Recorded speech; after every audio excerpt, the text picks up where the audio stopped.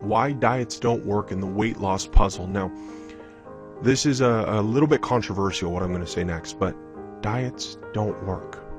Now, there's a caveat to that. There are some really good diets, but again, if you go back to the bookstore and you go across the shelves, there's so many books, and they tend to be fads, really, when it comes down to it. Some come, some go, some last. The ones that last are based off of sound principles of how the body works. We're going to talk about that in just a second, but we're going to talk here about why they don't work, and then back to that puzzle of the weight loss.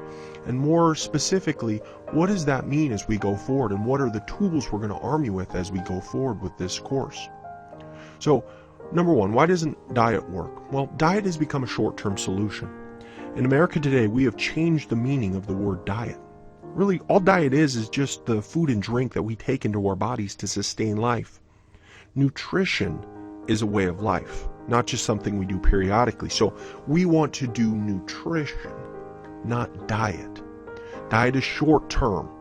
Nutrition is sustainable long term. Number two, why diets don't work. Diets make our metabolisms work against us.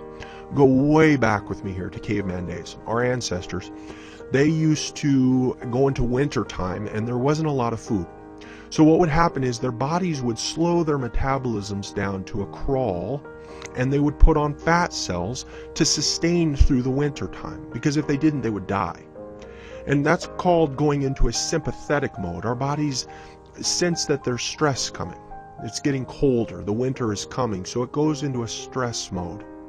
And it slows metabolism and it puts on extra pounds. So when we go into a diet, a stressful situation, we're changing our lifestyle, we're changing how we eat, we're eating things we don't like, it's hard to prepare, it's maybe something that we're forced into, we go into stress mode. When we limit calories and we limit how much we take into our bodies, we go into stress mode. When we limit how much of certain kinds of food, carbohydrates, fats, whatever it is, we go into stress mode and our metabolisms start working against us. And then number three, diets rarely give a long-term strategy. Again, go back to that first one. They're shorter-term solutions. They don't give the emotional, the mental strategies of how to become lifelong. They don't talk about how to sustain nutrition, how to make movement an everyday part of your life because it's easy and it's fun instead of a terrible grind to get through. So what does work? Well, here's what works. Physiology works. Physiology is just simply how our bodies work. If you look at how our bodies work and you go back to a simple physiology book that we had in anatomy in high school, anatomy physiology, you'll see how the body works. You'll see how digestion works. You'll see what it takes to maintain life. That's what works. Let's go back to that. That's what helps us lose weight. Neurology works. Neurology is our brain. The brains run the show. And if the brain isn't working for us, it's working against us. So that little 8-pound, within our head, little piece of tissue there called the brain is what runs this. So let's get it working for us. And then metabolism works. Metabolism is what we burn of what we take into our bodies.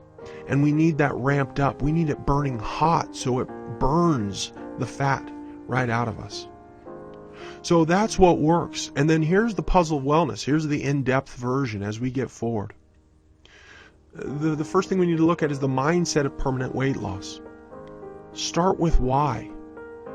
And then our goals. These are all neurology. Again, neurology works. Diet doesn't work. If we don't have the brain working for us, it's going to work against us. And these first three things, start with why. The mindset of permanent weight loss and goals are what's going to set that forward for us. We're going to talk about the Metaboost system. My Metaboost system is what gets our metabolism working for us, again, instead of working against us like it did in the caveman days. Number 5, eat to live. Don't live to eat. That is a hard one for me. I love to eat. I love food. But we have to eat to live, to sustain, instead of just eating because it's fun. And then 6, exercise to lose. Move to lose.